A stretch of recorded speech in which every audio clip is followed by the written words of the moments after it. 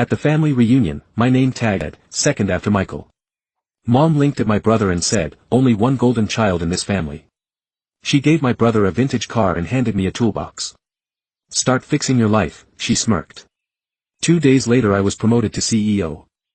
She didn't even know I owned half the company. At the family reunion I was the only one without a chair, literally. They had set the backyard up like it was a wedding, white tables, floral centerpieces, printed name tags. I scanned the table for mine, wondering if maybe someone had moved it. And then I saw it off to the side, on the kids' table, a name tag that said, second after Michael. What is this? I muttered, holding it up. Oh, don't be dramatic. Mom said, gliding past me with a tray of cupcakes. She gave Michael a little wink. We all know there's only one golden child in this family. Michael snorted with laughter. Come on, it's just a joke. Except it wasn't, because the next moment Mom walked out of the garage holding a set of car keys attached to a huge red bell. Michael, she announced, turning heads. Your surprise is waiting in the driveway. Everyone followed her out, booing and clapping like he just won a Nobel Prize. I followed last, slower. In the driveway sat a fully restored 1969 Mustang, sleek and shining like something out of a showroom. Your grandfather always wanted you to have this, Mom said, dabbing fake tears. We saved it all these years. You deserve it, sweetheart. Michael looked like he was about to cry and then Mom turned back toward me. Oh, and you didn't think we forgot you, did you? She said with that same performative smile she always wore when she wanted to humiliate me politely. She bent behind the table and came back up holding a toolbox, not a new one, not even clean, an old junkyard toolbox that looked like it had been pulled out of a junkyard. Here, she said, pressing it into my hands, so you can finally start fixing your life. A few snickers rippled through the crowd. Aunt Marian actually clapped. My cousin Tommy whispered something to his girlfriend and they both looked at me like I was a stray dog. I swallowed hard and nodded. Well, thanks, Mom grinned, see, he gets it. They all laughed, moved on. Michael popped the hood of his new car while everyone crowded around him. I stood there with that grimy toolbox in my hands, invisible. That night I didn't go home. I went back to the office, stayed there till 2 a.m. No one in my family has ever asked what I actually do. They think I'm some mid-level desk guy with a fancy title and no spine. Let them think that 2 days later I sat in the corner office on the top floor watching the boardroom fill up. The chair at the head of the table that was mine. Now, what they didn't know, what Mom still doesn't know, is that the company that just made me CEO, I've owned half of it for 3 years. So yeah, I got her message loud and clear. Now it's my turn to deliver mine. They've always treated me like a background character in Michael's movie. Growing up, it was obvious who the favorite was, Michael, the golden boy, the athlete, the charmer, the one who just needed time to find himself. When he dropped out of college twice I was the fallback, the mature one, the one who picked up the slack when things went wrong, who never needed help and therefore never got it. It started small. Can you help Michael out with his rent this month, just until he finds a new job? That was year 1. By year 3, I was paying off Michael's car loan, credit card debt and once his dog's vet bill, because apparently even his golden retriever was more lovable than me. Family helps each other, Mom would say sweetly over the phone, but what she really meant was, you help Michael. Dad never said much, he just nodded while Michael drained their retirement fund dream by dream. And me, I was too proud to push back. I didn't want to look like the jealous brother. So I paid every month quietly, even when Michael was out at bars networking. Even when he showed up in Gucci sneakers, he got on sale. Even when Mom bragged to the neighbors that Michael's working on a startup idea, while conveniently forgetting who was footing his actual bills. They never asked what I did, never visited my apartment, never asked how it was managing. They just assumed I'd keep going. The breaking point started with a phone call at 11 p.m. Hey, Michael said casual, as always, you got a sec. He only ever called for one reason, I need a small favor. He added before I could answer, just a few thousand. My car broke down and I've got a date this weekend. Well, 2, actually long story, and I'm kind of stranded. I'll pay you back eventually. I didn't say anything. You still there? He asked, yeah, just thinking. I replied, did Mom put you up to this? A pause, he laughed, what? No, but she did say you've been kind of moody lately. Everything okay, bro moody. I'd sent him money for years and now I was being called moody because I wasn't jumping to cover his Uber bills. That weekend I stopped by my parents' house. Mom was sipping her tea watching one of those interior design shows. She always said, you'd like if you tried being creative for once. You know Michael's under a lot of pressure, she said before I even sat down. From what I asked. He doesn't have a job, he's exploring options. She snapped. Not everyone's a workaholic like you, I laughed. You mean like owning a company? She blinked. Oh honey, we know you say you're important at work, but come on, let's be honest, you're more stable. Michael's the risk taker. She said that with a straight face, as if stability was a flaw, as if owning 49% of a fast-scaling tech firm was less valuable than Michael's half-finished podcast project. I stood up. Let me guess, I said you want me to help him again. It's just a car payment, she shouted, suddenly defensive. He needs it to get back on his feet. He's finally got an audition this week. Audition, he was 32. What did Dad say? I asked. Your father agrees, and frankly, it's the least you can do. After all, we've sacrificed for you all they've sacrificed for me. I looked at her like she'd just slapped me. What exactly did you sacrifice, Mom? She hesitated. We fed you, gave you a home, let you borrow our old car. In college, I shook my head. You sold me that car. She waved a hand. Details, and that's when I realized something brutal and freeing all at once. They don't respect me, they only respect what I give them. That night I checked my bank records just out of curiosity. In the past 5 years I'd spent $86,000 on my brother and parents, rent payments, credit cards, tuition fees for some course. Michael dropped out of birthday gifts, loans that were never returned. $86,000. And what did I get? A toolbox. A toolbox with rust on the handle and dust in every hinge. 2 days later I was at a corporate retreat. I gave the keynote, I got promoted, our COO took maternity leave, and I was next in line CEO of the company I helped build from scratch. I didn't tell anyone in my family, not yet. I wanted the moment to simmer. They still thought I worked in tech, still thought I was some background guy in a cubicle. Let them laugh behind my back. Let them keep asking for help, thinking they're doing me a favor by letting me be useful, because now I had a plan, and it started with saying, no, you're being selfish. Mom hissed. You can't just abandon your family.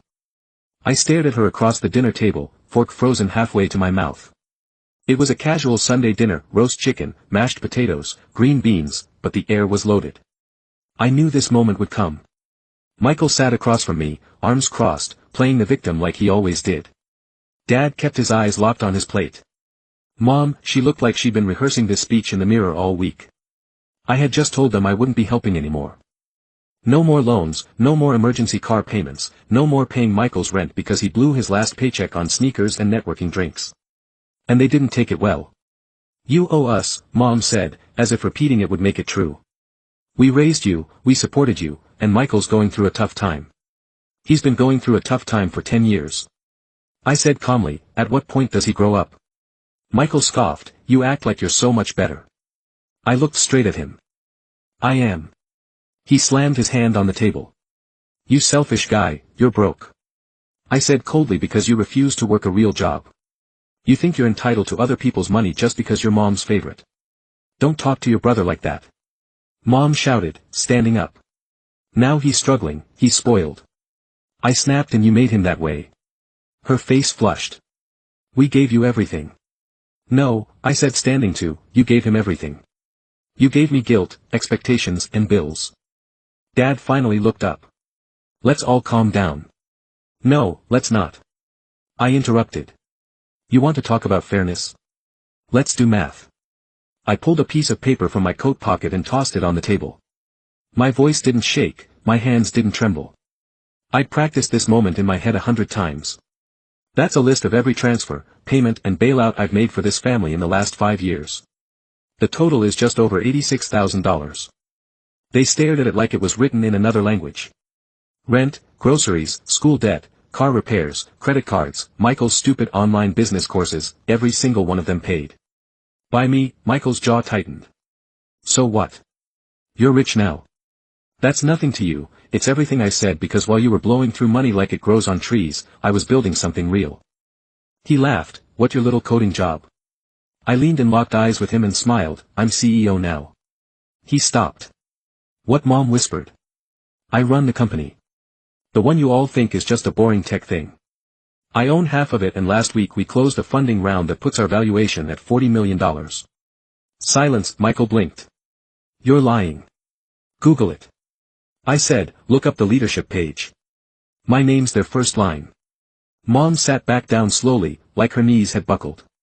You never told us. Dad muttered, no, I said because I knew how you'd react. And I was right. Michael was red in the face now. So you're just gonna rub it in, throw it in our faces? No, I said I'm setting boundaries, which, by the way, is what healthy people do. Mom's voice cracked. We're your family. No, I replied, you're users. You used me until I was dry, and when I finally said no, you called me selfish. Because you are, Michael snapped, you let me drown. While you were out living like a king, you weren't drowning. I said, walking toward the door, you were floating on my back and now you can learn to swim. Mom's voice turned sharp, panicked. If you walk out of here, don't come back. I turned at the door and gave her the calmest smile I'd ever mustered. I wasn't planning to. Then I walked out and, for the first time in years, the silence that followed felt like peace. I didn't look back after I walked out that night. No dramatic flinching, no second thoughts. I got in my car, started the engine and let the GPS guide me home like I was escaping a fire, and in a way I was. The next morning felt surreal, no messages, no missed calls, no guilt-laced voicemails, just silence. It was beautiful. For the first time in years, I made breakfast without checking my phone for someone else's crisis. I played music loud, drank my coffee on the balcony, watched the city blink to life and thought, this is what peace feels like. But peace in my family never lasts. By day 3 it began. First came the passive, aggressive text from Mom, I hope you're proud of yourself. Michael's devastated. Then Dad chimed in with something colder, family isn't supposed to be transactional, and finally Michael himself. You think you've won. You haven't, you'll see. I blocked all 3 because I wasn't interested in playing their game anymore. Instead I focused on what mattered, work, growth and rebuilding the version of myself that wasn't tied to their approval. And for a while things were good. My assistant noticed I smiled more. My CFO said I looked 10 years younger. I went to the gym, booked a vacation to Barcelona, finally opened that savings account. I'd been too busy funding Michael's life to even think about. But then came the letter, not an email, not a text, a real handwritten letter shoved under my apartment door. It was from my Aunt Veronica, Mom's estranged sister. We hadn't spoken in years. She lived 2 states away and had cut off contact with the family. After some old drama no one ever explained. I opened it with mild curiosity, expecting something weird or spiritual. Instead I got this. You don't know the whole story. You were never supposed to. I saw what they did to your father's business after he got sick. I watched your mother give everything to Michael, and I mean everything, and I kept my mouth shut because I thought it wasn't my fight. But you deserve to know. Michael's been listed as co-owner of your parents' assets since he was 21. The house, the savings, even the land your grandfather left. They put it all in his name years ago. And guess what? They told the rest of the family that you refused to help, that you were selfish, that you abandoned them. They've been rewriting the story for years. You were never second after Michael. You were never in the race at all. I froze, reread it twice, my stomach twisted into knots. All those years, all that money, and they'd been setting him up to inherit everything behind my back. I didn't care about the property or the house or the inheritance. I cared that the entire time they were guilt-tripping me into paying Michael's bills. They had already handed him the kingdom.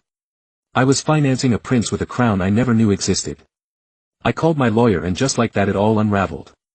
He pulled property records, account statements, found joint ownerships I never knew existed, titles transferred quietly through back channels.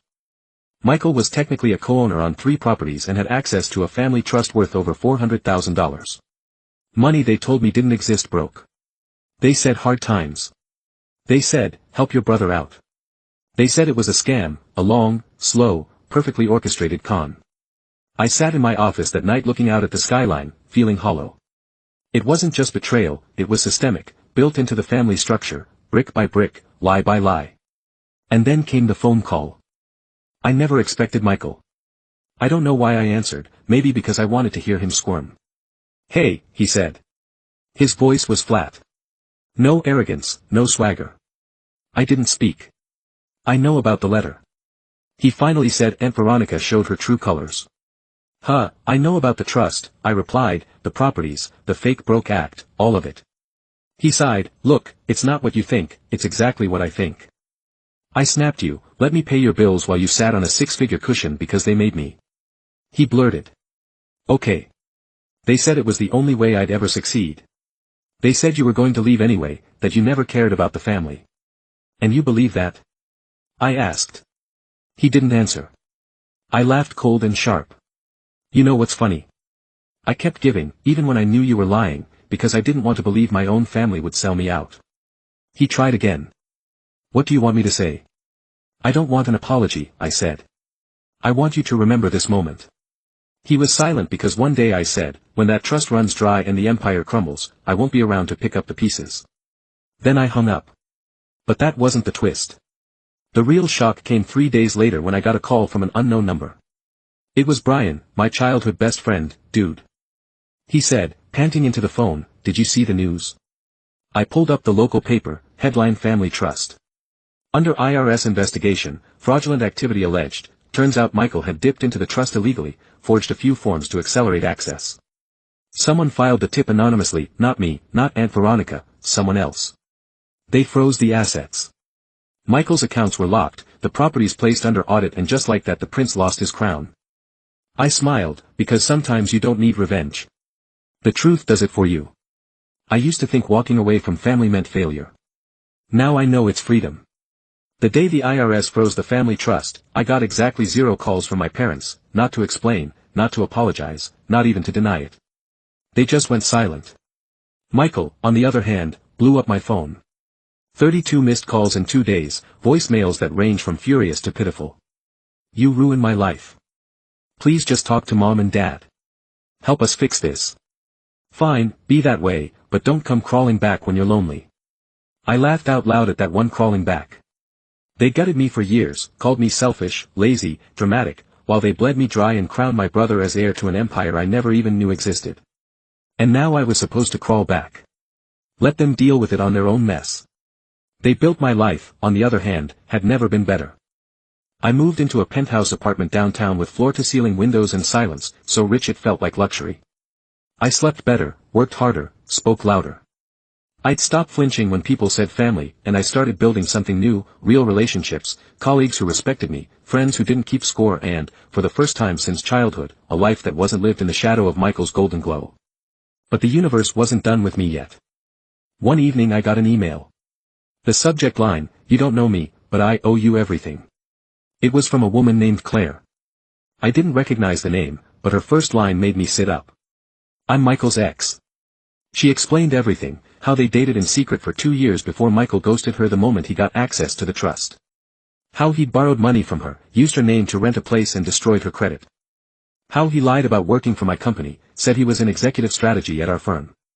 She thought it was true until she read the article, until she saw my name as CEO. I thought you were just some jealous brother. That's how he painted you. But the truth hit me like a brick wall. I believed in him. I covered for him. I thought I loved him. Then came the line that sucker punched me. But while he used me, it was your name that helped me get back up. Turns out she'd applied to one of our company's sister startups. After reading about us in the business section, they'd hired her. She was now thriving. You helped me. Without even knowing it, she wrote, and I just wanted to say thank you. You saved me from thinking I was crazy. You saved me from staying. I read her message 3 times, then sat back in my chair and stared at the city lights through my window. For the first time in my life, my name had weight, and it wasn't tied to sacrifice or survival or keeping the peace. It was tied to power, to choice, to decency. And that's when I understood something I wish someone had told me years ago: you don't owe anyone your peace just because they share your blood. You don't owe them silence when they lie. You don't owe them patience when they manipulate. You don't owe them your future when they've buried your past. You only owe yourself the chance to be free. The final nail came. A week later, I received a legal letter from my parents' lawyer, a desperate attempt to mediate the situation and restore family harmony. It was filled with fake kindness and veiled threats. I wrote 2 words on the return envelope and mailed it back: request denied. No signature, no letterhead, just 2 words. They have taken enough. So where am I now? I'm standing in front of a new team of interns giving a speech about resilience. I tell them the real stuff about being underestimated, overlooked, used, and then I tell them how that's never the end of the story, that sometimes the fire you walk through is the same fire that burns down the bridge behind you, and that's okay. Some bridges need to burn. My family still talks, I've heard, and Veronica says they're playing the victim card hard. Michael was misled. We were manipulated by advisors. We didn't mean to leave you out. Funny how accountability only shows up when the money disappears. They're still circling, hoping I'll come back, that I'll save them. But I've already saved the one person who truly needed it, me.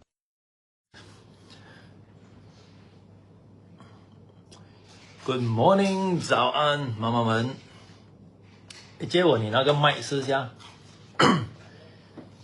你们收到了这个 Oxford Dictionary pen 没有啊 ？e-commerce 就是上次 COVID 跟这个 e-commerce 配合，然后开卖的这个 e-commerce。就是 e-commerce 我自己呢也有买一套给我的孩子，然后呢我也买一套送给